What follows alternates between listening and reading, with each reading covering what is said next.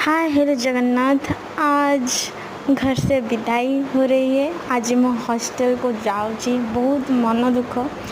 घर बाहर के बापा सहित ए बसस्टाण्ड को आसी बापा सब्जी नहीं कि भी आसते तापर घर बहुत मन पड़ुची। बापा सहित सीना हॉस्टल को जाऊँगी किंतु मन भितर कौन हो बहुत दिन एथर हॉस्टल रही थी। बापा ए अंकल को परिवा दे सारापर बापा मत बसस्टाण्ड बस रे छाड़ी से घर को पलैले। ए बस मो भद्रक को आसी कारण भद्रक ऑटोनोमस कॉलेज रे मैं पढ़ुची।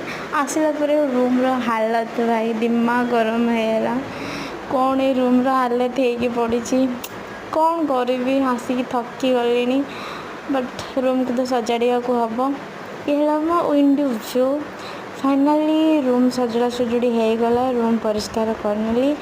एवे एतिकी रे वक्त खत्म। जय माता रानी जय